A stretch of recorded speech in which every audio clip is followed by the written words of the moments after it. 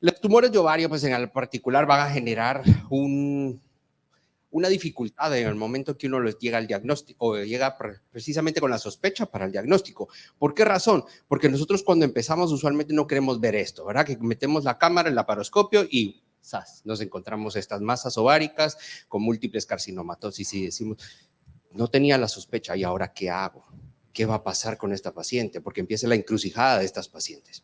Entonces, lo más importante es que el ginecólogo maneja masas anexiales. Ahora el ginecólogo oncólogo maneja el cáncer de ovario. Pero ¿cómo llegamos a este diagnóstico? Pues incluye todo ese abordaje que nosotros le hacemos preoperatoriamente que va a impactar en el pronóstico de estas pacientes. Y ahí vamos a platicar por qué es que impacta mucho esto.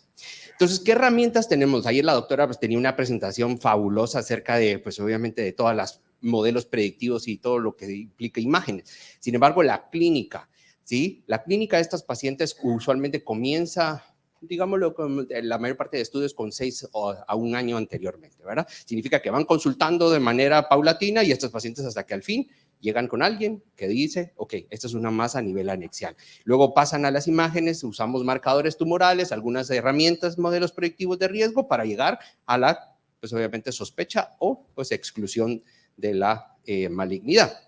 Entonces nosotros tenemos que tomar en cuenta que hay pacientes que por edad, o sea, grupo etario, van a estar pues obviamente más inclinadas o de alguna manera más puestas en subgrupos que probablemente van a ser de origen benigno, pero hay algunas que a medida que avanzan en edad, pues obviamente van a ser las partes más importantes. Sin embargo, las dos extremos de la edad, muy tempranos o muy tarde en la edad, pues obviamente van a ser una sospecha muy grande para estas pacientes.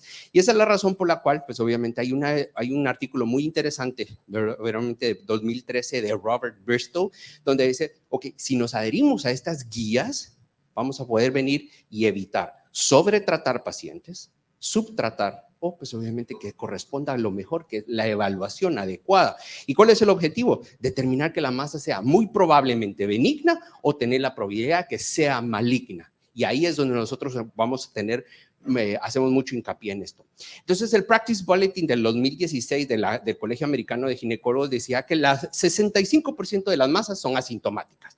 Luego, el 10% de las pacientes premenopáusicas van a ser intervenidas quirúrgicamente. Significa que no todas las masas se van a llevar a quirófano, pero 40% de estos van a ser hallazgos incidentales. Significa que nosotros los llevamos y aparece ahí, ¿ok? Y 10% van a terminar siendo malignas.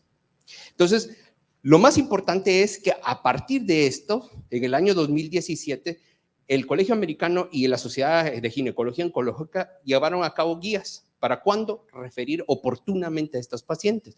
Y aquí tuvieron tres factores importantes. Lo que establece el grupo etario, lo que tiene el examen físico y cómo vamos a clasificar estas pacientes. Y obviamente era muy importante si la paciente era pre o posmenopáusica, cuáles eran los signos y síntomas. Y a esto me refiero que el 60% de estas pacientes consultaban por síntomas gastrointestinales y que no tenían resolución. Por esa razón es que si nosotros consideramos que estas pacientes luego de 6 meses de tratamiento por síntomas gastrointestinales no mejoran, búsquele algo en la pelvis. ¿Sí? Y entonces aquí es el ultrasonido lo que viene a generar el impacto mayor junto con los marcadores tumorales. Por esas razones que vamos a ver nosotros esos modelos de ADNEX o IOTA que nos permiten a nosotros predecir la probabilidad de que la lesión sea maligna o excluir la misma. Entonces, las imágenes nos permiten identificar el origen, caracterizar cómo son esas masas y datos adicionales. Y los datos adicionales que nos van a presentar en la mayor parte de las veces van a ser, hay o no la presencia de ascitis, implantes en otras partes, que nos van a ser de utilidad para determinar si estos pacientes tienen o no malignidad. ¿Qué vamos a evaluar? Como decía la doctora, si el aspecto tenía esta masa era sólida o quística, si es quística tiene características que puedan ser sospechosas de malignidad y qué factores van a ir de la mano para poder sospechar malignidad. Y en algunos casos, si estas masas no van a referir algún tipo o conferir algún grado de riesgo, podemos o dejarlas en vigilancia o llevarlas al quirófano. Entonces, nosotros aquí es donde generamos esto, seleccionar adecuadamente esa paciente. ¿Por qué razón? Porque llevar a cabo una cirugía innecesariamente no se trata de ser, no necesariamente significa que es lo correcto. Pero entonces las razones por las cuales, pues obviamente platicábamos el día de ayer con estos factores, ¿verdad? Hay algunos factores de la IOTA que nos llegaron a cabo a pensar cuáles eran aquellos componentes que podían ser metidos en un modelo de regresión y decirnos cuáles eran esos marcadores que eran sospechosos. Y resulta ser que estos marcadores se fueron evaluando y cuáles eran los que realmente requerían que fueran vistos por un oncólogo o obviamente por otros colegas. Y entonces esa es la razón por la cual el criterio de IOTA tenía un diagnóstico acertado, que cuando se evaluaban estos parámetros, el 75% de las veces nosotros llegamos a una conclusión de sospecha de malignidad. Entonces, ¿cómo funcionaban esas reglas? Muy sencillo, ayer la doctora lo explicaba. 1 o 2 características B es benigno. 1 o 2 características M eran maligno, pero había algo que llamaba la atención, los inconclusos. Y esto generaba hasta el 20% de esto. Y de este 20% puede ser que incluso el 40% de estos tengan un diagnóstico final de malignidad. Entonces, aquí es donde realmente nosotros ponemos en certeza. Una imagen dice más que 1000 palabras. Y esas son las razones por las cuales los criterios de IOTA tenían tienen imágenes, incluso ORADS tiene imágenes que pueden ayudarnos a nosotros a sospechar si esto realmente es consistente con algún tipo de malignidad. Y entonces esa es la razón por la cual van a ustedes darse cuenta que los criterios de IOTA tienen las opciones de B, que significa benigno, y las cuales son las opciones malignas. Y entonces si uno ve característicamente estas masas, uno puede ir sospechando y colocando a las pacientes en los grupos de riesgo.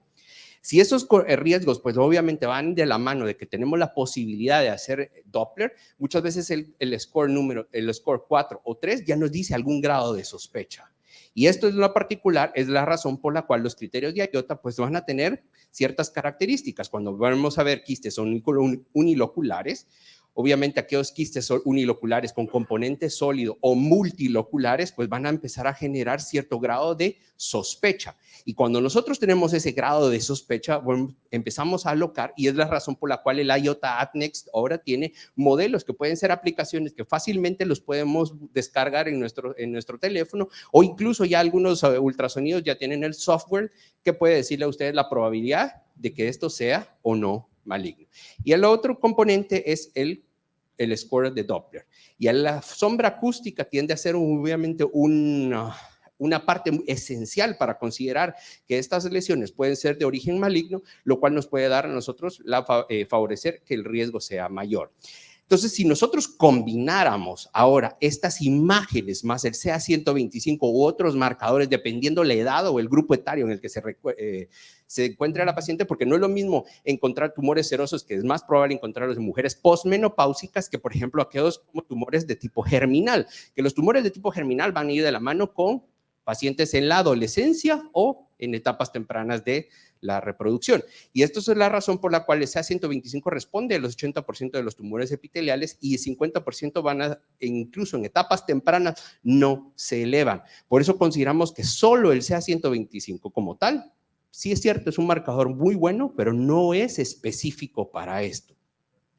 Ahora bien, esa es la razón por la cual los modelos predictivos, en lo particular en el año 2017, se desarrollaron. Y eso es lo que nos permitía tener la capacidad de nosotros de determinar si una neoplasia es benigna, borderline, maligna, o si incluso podemos tener sospecha de tener ya lesiones en estadios 3 o 4, o incluso ser de origen metastásico. ¿Sí? Ahora, 22% de estas masas terminaron siendo indefinidas. Por esa razón es que en lo particular este grupo puede ser de origen sospechoso y requiere que en algunas ocasiones nosotros tengamos la certeza de estar acompañados con alguien que podría, en caso de ser necesario, pues paciente, pues convertirla para una cirugía de estadificación. Entonces el AdNext IOTA tiene ciertos criterios importantes que en lo particular van a saber, no los vamos a detener a evaluar a cada uno, porque ayer la doctora pues nos dio una charla maravillosa acerca de esto, y nos permite a nosotros decir que el IOTA tiene 10 reglas simples, con 5 hallazgos que son clásicos y 5 hallazgos clásicos de benignidad o malignidad. Y estos son los criterios que realmente nosotros vamos a ver, incluso están puestos en las aplicaciones y en los software que nosotros podemos ir ingresando poco a poco y van a ser lo esencial para decirnos cuál es el cálculo de sospecha. Y nosotros usualmente, cuando nosotros tenemos un porcentaje de más de 30% de sospecha, nosotros usualmente consideramos que la lesión puede ser de origen maligno. Y entonces cuando nosotros metemos todo esto, pues nos da un factor pronóstico y ese factor nos ayuda a nosotros a tomar la decisión de cómo abordar correctamente a esa paciente. Y esto es lo que nosotros vamos a ver. El riesgo de que el chance que sea benigno, maligno o incluso borderline o tener estadios 3 o 4. La mayor parte de los resultados van a ir dependiendo, pues obviamente, lo que nosotros le coloquemos. Significa que es operador dependiente. Si nosotros tenemos la capacidad y nos entrenamos correctamente en estar haciendo este tipo de imágenes, vamos a tener la capacidad de tener más probabilidades de captar lesiones que van a ser de origen maligno y excluir aquellas de benignidad. Entonces, es la razón por la cual incluso hay personas que nos podemos venir y estar más familiarizados con los criterios de ORADS, que los criterios de ORADS van a tener una similitud muy parecida, muy certera en cuanto, por ejemplo, a las pacientes que pueden tener malignidad, incluso con los criterios de IOTA. Y esa es la razón por la cual el primer paso cuando nosotros tengamos una lesión, ya sea si nosotros estamos familiarizados con los criterios de IOTA y AdNext Model, podemos utilizar. Sin embargo, quiero que sepan que ambos de estos criterios pueden ser suficientemente buenos para clasificar a estas lesiones y es la razón por la cual el riesgo de malignidad menos del 1 al 10% corresponde a un ORADS 3. Ahora, si esta paciente tiene un riesgo mayor, significa de un 10 a un 50%, es la razón por la cual se le coloca un ORADS 4. Y estos van a ser, obviamente, en conjunto, si tiene más del 50% va a ser un riesgo alto y aquí es donde realmente nosotros partimos, de este riesgo intermedio a alto. ¿Por qué razón? Porque aquí es donde nosotros necesitamos el manejo multidisciplinario con personal de la salud que esté familiarizado con el manejo de las lesiones malignas. Entonces, si nosotros llegamos a ese consenso, es donde nosotros, si tenemos esa sospecha de malignidad, hágase de la utilidad de un ginecólogo-oncólogo. Y ahora, si la lesión es benigna, pues busque hacerlo usted mismo. El ginecólogo podría manejarla. ¿Por qué razón? Porque esto nos va a permitir el abordaje terapéutico correcto. ¿Y qué importancia tiene el abordaje terapéutico correcto? Porque obviamente nosotros sabemos que a partir de hace un año, más o menos salieron el consenso del diagnóstico preoperatorio del ESGO, IOTA y el USOG. Y aquí nos dicen que el IOTA AdNext Model tiende a ser superior en términos del diagnóstico y la utilización del HE4, o sea, en el conjunto con el CA125, que son Roma, no son superiores al CA125. ¿Por qué razón? Porque no todos tenemos disponibilidad de hacerle proteína HE4. Y el ultrasonido se considera el estudio estándar. Significa que no es superior a la tomografía, ninguno de estos es superior para caracterizar las lesiones. El ataque, el PET o la resonancia magnética solo se deben utilizar cuando nosotros sospechamos que tenemos una enfermedad extensa. Significa enfermedad en el tórax, en hepática, intrahepática y extender el perfil de marcadores tumorales si nosotros sospecháramos que hay otra etiología. ¿Qué significa eso? Si nosotros tenemos tumores germinales o tenemos algunos otros tumores de diferente espectro, pues obviamente solicitamos algún tipo de marcador tumoral distinto al CA125. Ahora bien, nosotros sabemos que el cálculo de riesgo nos va a ayudar a referir oportunamente a estas pacientes y esa es la razón por la cual en etapas tempranas nosotros vamos a utilizar la etapificación quirúrgica. Significa nosotros vamos a poder solicitar estudios transoperatorios y vamos a tener manejos dependiendo la histología. ¿Por qué razón? Porque hay histologías hoy que sabemos que no se van a beneficiar de hacerle linfadenectomía sistemática. Ahora en etapas 2 o 3 que podemos nosotros resecar a estas pacientes. ¿Por qué? Porque la citorreducción óptima es un marcador pronóstico que nos interesa muchísimo para la sobrevida de estas pacientes. Y ahora en etapas, estadios 3 o 4, que como nosotros les enseñé en el primer video, usualmente son pacientes que vamos a considerar irresecables y aquí es donde nosotros utilizamos los scores laparoscópicos, que son los scores, por ejemplo, de Fagotti, que por ejemplo nos puede ayudar a tomar unas biopsias y decidir, pues obviamente, la quimioterapia neoadyuvante.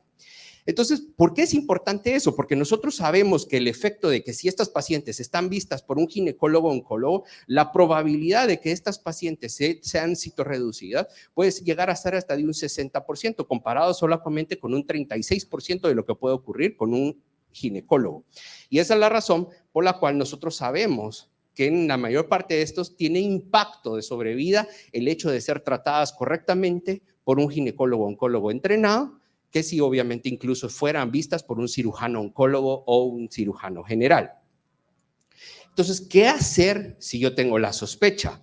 Pues lo más importante es que remita a toda paciente cuando tenga una sospecha, ¿sí? Conocer los parámetros, ya sea si utilizan GRATS, IOTA o RATS, lo que quieran, y manejar el riesgo basado, pues obviamente, en los criterios de malignidad. Y lo más importante es que hoy en día está todo disponible en términos de herramientas online. Y esto, como les digo, no es el trabajo de una sola persona. Esto usualmente es trabajo multidisciplinario. Por eso en la mayor parte de los lugares donde hay opciones para tratar a pacientes con cáncer de ovario no es de una sola persona. Hacemos un trabajo en conjunto con otros colegas para, pues, obviamente, mejorar la sobrevida de estas pacientes. Y lo más importante es que Robert Bristow dice que la supervivencia de las pacientes con cáncer de ovario va a depender de evaluación precisa de una masa anexial. Y obviamente el diagnóstico precoz y el abordaje quirúrgico debe ser hecho por un equipo entrenado en centros de oncología especializado. Y esa es la razón por la cual considero que, para concluir, el abordaje de masas anexiales debe ser obviamente en base a modelos predictivos de riesgo. Y al momento de tener un índice de riesgo, pues obviamente sospechar que podemos requerir algún tratamiento extenso, lo cual puede generar un impacto en el pronóstico de estas pacientes. Y la clasificación por imágenes, como se lo dije, es operador dependiente. Significa que nosotros, a medida que nos entrenamos más y más, vamos a poder venir y estandarizar y facilitar esa opción para manejar el ultrasonido. Y desde el año 2021, el Consenso de Sociedades definió que la IOTA Adnex Model como una herramienta estándar para el abordaje de estas lesiones. Y con esto, pues me despido de ustedes y les agradezco, pues, su atención.